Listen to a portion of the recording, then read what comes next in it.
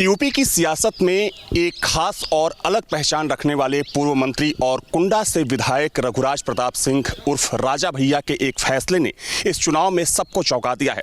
दरअसल कुछ दिन पहले राजा भैया ने एक ऐलान किया कि इस चुनाव में वे किसी भी दल को समर्थन नहीं देंगे। इनका यह फैसला इसलिए भी महत्वपूर्ण है क्योंकि लोकसभा की दो ऐसी सीटें हैं, प्रतापगढ़ और कौशाम्बी। कहा जाता है कि इन सीटों पर हार और जीत में इनकी सबसे बड़ी भूमिका होती है। इसी मुद्दे पर बातचीत के लिए इस वक्त राजा भैया इस वक्त मेरे साथ खुद मौजूद हैं। सर, गठबंधन के इस दौर में पार्टियां या तो साथ होती हैं या फिर एक दूसरे के खिलाफ हो जाती हैं। आपका ये फैसला कि आप खिलाड़ी के तौर पर नहीं बल्कि इस चुनाव में रेफरी के तौर पर रहेंगे, क्या कोई खास रणनीति है इसके पीछे? हमारा जवाब स्वयं आपने दे दिया। आपने कहा गठबंधन के इस दौर में 2019 में जब लोकसभा चुनाव हुए तो 6 महीने हुए थे हमारी पार्टी का गठन हुए। उसमें शैलेंद्र कुमार प्रत्याशी थे और कुंडा और बाबागंज विधानसभा में हम लोगों ने जीत हासिल करी। लोकसभा चुनाव की बात कर रहे हैं। लेकिन कौशाम्बी में हमको जो सफलता मिलनी थी वो नहीं मिल सकी। आपने कहा गठबंधन का दौर, तो बिल्कुल हम इससे सहमत हैं। हमारा गठबंधन किसी भी दल से नहीं हुआ तो हमने चुनाव न लड़ने का निर्णय लिया है। अब ऐसी स्थिति में जब हमारा कोई प्रत्याशी नहीं है और न ही हमारा कोई अलायंस है तो हमने कार्यकर्ता सम्मेलन, कार्यकर्ता पूछ रहे थे, समर्थक पूछ रहे थे कि करना क्या है, तो एक बैठक बुलाई। भारी तादाद में समर्थक आए और ये निर्णय हुआ कि हमने ये निर्णय लिया सबको सुनने के बाद कि इसमें आप लोग स्वतंत्र हैं, जिसको चाहें उसको मतदान करें, जिसको चाहें उसको आशीर्वाद दें। तो हम इस चुनाव में पूरी तरीके से निष्पक्ष हैं, आराम से बैठे हैं, घर पे आप देख रहे हैं, और जिसको जहां करना है खुली छूट है। और हमारे कई कार्यकर्ता कुछ ऐसे हैं जो भाजपा के साथ हैं, कोई सपा के साथ है।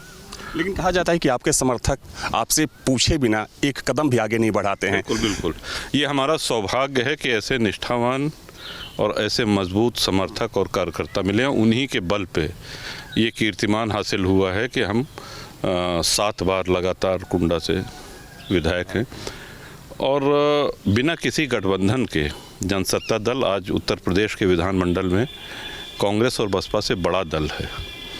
2 विधायक, 1 MLC, तो कांग्रेस और 2 राष्ट्रीय दलों से बड़ा दल है। तो कार्यकर्ता तो ये हमारा पूर्व जन्म का कोई पुण्य रहा होगा कि ऐसे समर्पित और ऐसे सक्षम कार्यकर्ता मिले हैं। तो बिना पूछ के नहीं कर रहे हैं, हमने स्वयं कहा है कि आप लोग अपनी इच्छा से जहां चाहें मतदान करें।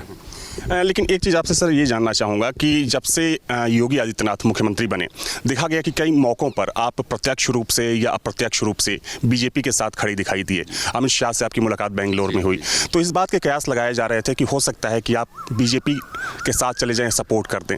लेकिन अचानक से ये फैसला, तो क्या इसको क्या माना जाए? हम द्विवार्षिक चुनाव होते हैं राज्यसभा के, विधान परिषद के, आप जानते हैं हर 2 साल पे होते हैं।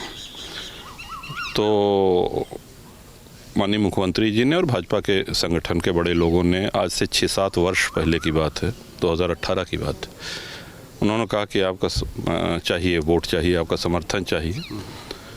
तो हमने भारतीय जनता पार्टी का साथ दिया राज्यसभा से और उसके बाद विधान परिषद में भी दिया। तो और बिना किसी लालच, बिना किसी शर्त, बिना किसी नखरे के, और अंत में ऐसा हुआ कि फिर तो भारतीय जनता पार्टी के कार्यालय से फ़ोन आया कि ऐसा राजा भैया बोल रहे हैं। हम कहाँ बोल रहे हैं बताएं? कहने कि भाई साहब भारतीय जनता पार्टी के प्रत्याशी को वोट दे दीजिएगा। हम कहें ठीक है भैया, दे देंगे। तो हमको लगता है कि इतना सरल हो जाना भी ठीक नहीं, लेकिन हम करते रहे और राज्यसभा में भारतीय जनता पार्टी को और विधान परिषद में जीत मिलती रही। लोकसभा चुनाव जनता से जुड़ा हुआ चुनाव है और उसमें हमारे सामने धर्म संकट ये था कि जब हमारा अलायंस नहीं है किसी से और हम जनता के बीच में जाके किसी प्रत्याशी के लिए वोट मांगते हैं तो हमारा एक नैतिक दायित्व तो हो जाता है, क्योंकि हम लोग विधायक, सांसद होने के साथ साथ एक शब्द जुड़ा हुआ है जनप्रतिनिधि। जनता के प्रति हमारी जिम्मेदारी है, तो हम किसी को लड़ाएं तो हमारा ये दायित्व तो बनता है कि कल जनता के सुख दुख में वो खड़ा रहे। तो ये नैतिक दायित्व तो हम लेने के में सक्षम नहीं थे, इसलिए हमने कहा कि हम इस बार ये नहीं कर सकते हैं। आपके बारे में कहा जाता है कि आप बिना किसी लाग लपेट की राजनीति करते हैं, जो एक स्टीरियोटाइप की राजनीति होती है, जो एक टिपिकल टाइप की राजनीति होती है, वो नहीं करते, आप अपने दम पर राजनीति करते हैं। लेकिन एक वाकया 2 दिन पहले का है, इंद्रजीत सरोज जो कि उनके बेटे प्रत्याशी हैं, उनके खिलाफ एक मुकदमा दर्ज हुआ था 2019 में। ऐसा कहा जा रहा है कि उस मुकदमे को आप वापस लेने का फैसला कर चुके हैं, तो इसको लेकर क्या समझा जाए, क्योंकि चुनाव है, उनके बेटे चुनाव लड़ रहे हैं।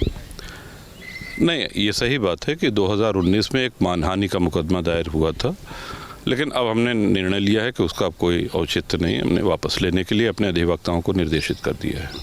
तो कोई इसके राजनीतिक मायने ना निकाले जाएं?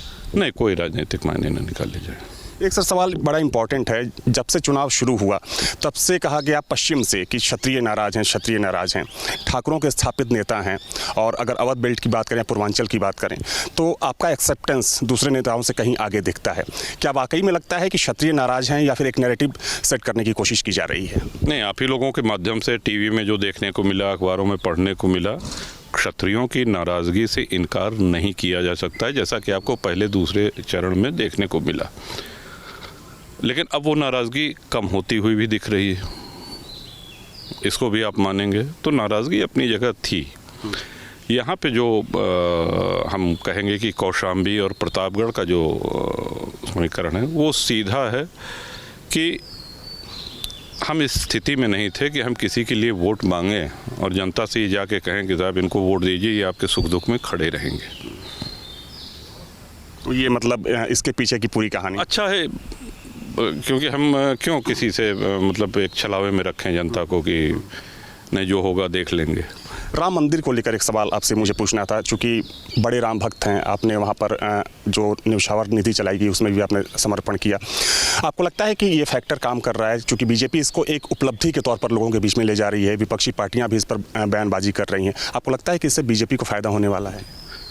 भगवान श्री राम का मंदिर बनना ये, और हम लोगों के जीवन काल में बनना, ये परम सौभाग्य की बात है, और हम इसलिए भी अपने आप को और सौभाग्यशाली मानते हैं कि हमको प्राण प्रतिष्ठा में जाने का निमंत्रण प्राप्त हुआ।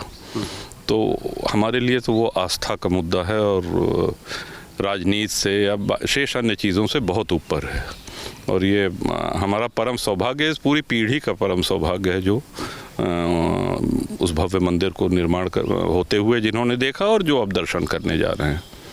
एक आखिरी सवाल सर मेरा ये है कि आप बीजेपी के साथ नहीं है, किसी भी पार्टी के साथ नहीं है, लेकिन कई मौक़ों पर आप मुख्यमंत्री की तारीफ़ कर चुके हैं, प्रधानमंत्री नरेंद्र मोदी की तारीफ़ कर चुके हैं, तो ये माना जाए कि भले ही आपने समर्थन ना दिया हो, लेकिन योगी और मोदी के आप साथ हैं? नहीं, देखिए, साथ नहीं, कुछ काम ऐसे हैं जो अच्छे हैं, उनकी प्रशंसा आपने हाउस में भी हमारा सुना होगा। जो कमियां हैं सरकार की वो भी हम कहते हैं, जो उपलब्धियां हैं वो भी कहते हैं। और आपने भी अपने वक्तव्य में थोड़ी देर पहले ये कहा कि साहब स्टीरियोटाइप जो नेता होते हैं उनसे थोड़ा अलग हैं आप। तो हमने हाउस में ये भी कहा था कि सरकारें न इतनी अच्छी होती हैं जितना सत्ता पक्ष कहता है, और सरकारें न इतनी ख़राब होती हैं जितना विपक्ष उनको बताता है। तो एक विधायक के रूप में सदन में जो सरकार की कमियां हैं उनको उजागर करना, इसलिए उजागर करना कि उनमें सुधार हो, ये करते रहे। आप कहीं भी सदन में हमारा भाषण आप लेके देख सकते हैं, सुन सकते हैं। कई मौक़ों पर हमने देखा है कि आपने कमियां भी गिनाई हैं। बिल्कुल बिल्कुल, हमेशा करी है, हमेशा करी है, और सकारात्मक ढंग से, कमी निकालने की वजह से कमियां नहीं गिनाई हैं। तो ये है। हमसे बातचीत के लिए बहुत बहुत धन्यवाद आपका। तो देखिए, इस वक्त मेरे साथ रघुराज प्रताप सिंह उर्फ राजा भैया मौजूद थे, जिन्होंने तमाम मुद्दों पर हमसे खुलकर बातचीत की। इस चुनाव में उन्होंने फैसला किया कि वे किसी भी पार्टी को समर्थन नहीं करेंगे। क्यों नहीं करेंगे? उन्होंने साफ कहा कि उन्होंने अपने कार्यकर्ताओं पर छोड़ दिया है कि वे खुद फैसला लें कि उन्हें किसको वोट देना है। इन्होंने राम मंदिर के मुद्दे पर भी बातचीत की, क्षत्रियों की नाराज़गी पर भी बातचीत की। इनका साफ तौर पर मानना है कि शुरू में क्षत्रिय थोड़े नाराज़ ज़रूर लग रहे थे, लेकिन अब नाराज़गी काफ़ी हद तक कम हो गई है। वीडियो जर्नलिस्ट सुलेखान के साथ अविनाश सिंह, न्यूज़ स्टेट, प्रतापगढ़, कुंडा।